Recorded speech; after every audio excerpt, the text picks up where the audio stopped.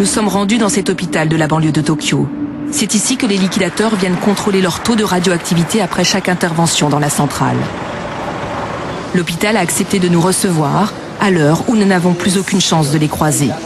Nous arrivons en avance, mais nous sommes priés d'attendre à l'extérieur de l'enceinte du bâtiment. Vous avez rendez-vous à 11h30. Ils vont venir vous chercher. Vous ne pouvez pas rentrer avant. La sécurité a l'air très stricte en ce moment. Il y a des gens qui viennent de Fukushima, donc nous devons protéger leur anonymat. Il s'agit de protéger la vie privée des gens. Si on laisse n'importe qui entrer, ce sera un problème. On m'a dit que vous voudriez interviewer des gens qui viennent pour mesurer des radiations. Si on diffuse leur image, si on voit une personne qui pourrait être irradiée, tout le monde le saura et il pourrait avoir des problèmes. C'est pour ça qu'on est très strict ici. C'est une question de protection de la vie privée. C'est dans ce bâtiment que vous faites les tests de radiation? Oui, mais vous ne pouvez pas y aller maintenant. Ne filmez pas ce bâtiment. Filmez l'autre bâtiment de l'hôpital, s'il vous plaît. Nous allons finalement être autorisés à entrer dans le bâtiment des tests pour quelques minutes. Il n'y a plus aucun patient. L'équipe médicale est restée pour nous. Les murs sont protégés de plastique. Le personnel porte masques et gants. Ils ne sont pas autorisés à nous parler. Un membre de la direction a été diligenté pour répondre à nos questions. Qui sont les gens qui viennent ici? Ce sont des gens qui viennent de Fukushima, principalement. Et combien de personnes par jour recevez-vous? Entre 50 et 60. Ce sont ceux qui travaillent actuellement à la centrale. Et avez-vous constaté des taux de radiation élevés jusqu'à présent? Vous savez, il y a un taux maximum donné par l'État. Et ceux qui ont été contrôlés ici, ils n'atteignent pas ce niveau. Donc il n'y a rien d'inquiétant. 4 jours après le séisme, les autorités japonaises ont relevé le niveau acceptable de 100 millisieverts par heure à 250. Jusqu'à présent, 12 personnes ont dépassé cette limite. Elles ont été orientées vers le service du docteur Akashi, directeur de l'Institut. Lui a très envie de nous parler. Quand l'ambulance arrive, les patients entrent dans cette salle. C'est là que nous les recevons et que nous les trions. Ensuite, ils rentrent par là, dans ce sens. Et nous commençons le processus de décontamination ici. Dans le cas d'une contamination externe, les zones irradiées du corps sont lavées pour ôter les particules radioactives. Le personnel, pour éviter tout contact, est protégé de la tête aux pieds. Je vais vous montrer comment ça marche. Les 12 irradiés de Fukushima sont entrés eux aussi dans cette machine pour mesurer leur taux de radiation. Regardez ici. Les mesures en rouge indiquent un taux de contamination élevé. Quand les patients de Fukushima ont passé ce test, c'était comment? Tout rouge? Oui, tout était rouge, tout. Ils étaient contaminés. Ils travaillaient sur le site probablement 6 ou 7 heures. C'est très dangereux. Mais TEPCO, par exemple, est-ce qu'ils vous ont appelé pour vous demander combien de temps les travailleurs pouvaient rester sur place? Vous ont-ils demandé des conseils? Bien sûr, on a donné beaucoup de conseils. On a dit qu'il ne fallait pas qu'ils restent sur le site plus de 5 heures. On leur a expliqué tout ça. Et vous pensez qu'ils vous ont écouté? Parfois oui, mais parfois pas du tout. Parce qu'il faut qu'ils travaillent très vite. Vous pensez qu'en ce moment, ils ne font pas ce qu'ils devraient faire? Non, ils n'appliquent pas du tout les règles. Vous êtes sûr? Mais comment savez-vous cela? Parce que ce sont eux qui me l'ont dit, les patients. Et c'est un gros problème. Vous pensez que ce serait possible pour nous de les rencontrer, ces travailleurs? Les employeurs leur demandent expressément de ne pas parler. Pourquoi? Parce qu'ils ne veulent pas dire la vérité.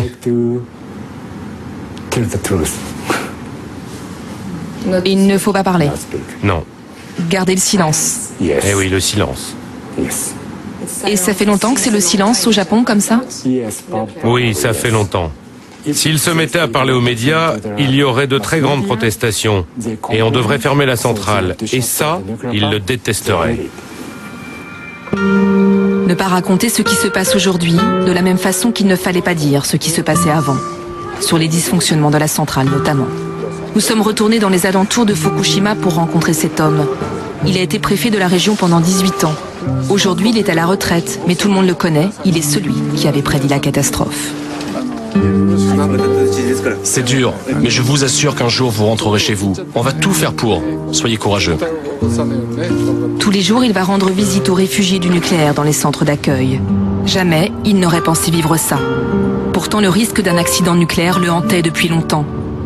En 1988, il venait de prendre ses fonctions quand une alarme s'est mise en marche à Fukushima, dans le réacteur numéro 3.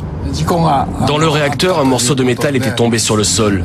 C'est ce qui a déclenché l'alarme. Nous en avons été informés que bien longtemps après. Quand on l'a su, nous avons demandé des explications à TEPCO. Le directeur adjoint de l'époque nous a répondu quelque temps plus tard. Il nous a assuré qu'il n'y avait aucun problème. Pour eux, ce qui compte, c'est la tranquillité, pas la sécurité. Le préfet va dès lors s'intéresser de près à ce qui se passe dans la centrale et découvrir des négligences. Pour lui aussi, il est difficile d'obtenir des informations. En 2000, une loi est votée pour permettre aux employés de témoigner sur leur entreprise sous couvert d'anonymat. Il va réunir 21 témoignages d'employés de la centrale. Là, par exemple, on peut lire « On s'inquiète beaucoup des fissures de l'enveloppe du réacteur, mais il y a aussi des fissures dans le moteur de la turbine. Et j'entends dire qu'on ne va pas commander de nouveaux moteurs. » Un autre écrit encore « On ne mentionne pas l'explosion qui s'est produite en juin 98 dans la centrale de Fukushima Daiichi au réacteur 3. Il y avait une explosion, mais personne n'en a parlé. Si les gens donnaient ces lettres à l'agence gouvernementale du nucléaire, ils ne savaient pas ce qui pourrait arriver ensuite. C'est pour ça qu'ils venaient me voir, ici, chez moi. Je garantissais l'anonymat des dénonciateurs, ils me faisaient confiance. » 2 ans plus tard, TEPCO reconnaît avoir falsifié un rapport d'inspection concernant des dégâts détectés sur l'enceinte de 2 réacteurs de Fukushima. Le directeur de TEPCO de l'époque démissionne, mais pour Eisaku Sato, il ne s'agit là que de la partie émergée de l'iceberg. Selon lui, les fissures, craquelures et la corrosion sur les groupes électrogènes ont ralenti le fonctionnement des systèmes de secours après le séisme. Tous les ans, il y avait un problème. Donc je garde tout dans ces classeurs. À chaque fois, l'attitude des autorités était fuyante, que ce soit la compagnie électrique ou l'agence de sûreté nucléaire qui dépend de l'État. En tant que préfet, je n'étais pas contre la construction de la centrale, mais je pensais qu'il fallait régler les problèmes internes. Mais les dysfonctionnements révélés par les dénonciateurs n'ont jamais été traités. C'est ce qui a amené l'accident d'aujourd'hui. Je les ai appelés les dossiers samouraïs, comme les guerriers de l'ancien temps. Car moi je suis entré en guerre contre le pays, pas contre TEPCO, mais contre le système, car tout est lié. Compagnies privées et États, ils protègent leurs intérêts, tout est là-dedans. Malgré les défaillances et les accumulations d'erreurs, TEPCO venait de recevoir en février dernier l'autorisation d'exploiter pour 10 années supplémentaires le réacteur numéro 1 de Fukushima, vieux de 40 ans. TEPCO, la compagnie électrique propriétaire et exploitant du site de Fukushima, est critiquée de toutes parts pour sa gestion de la situation dans la centrale aujourd'hui. Ses lacunes, ses erreurs, ses méthodes sortent peu à peu de l'ombre. Depuis le 11 mars, le groupe multiplie les conférences de presse, jour et nuit. Sur un ton monocorde, les ingénieurs désignés pour parler aux journalistes, le nez dans leur dossier, égrènent les opérations en cours. Le réacteur est en passe de récupérer l'électricité pour le système de refroidissement. On continue l'inspection du système électrique. Au siège de la compagnie, il passe d'une salle à l'autre et s'adresse à la presse toutes les 2 ou 3 heures. La stratégie est claire, occuper le terrain de la communication en permanence.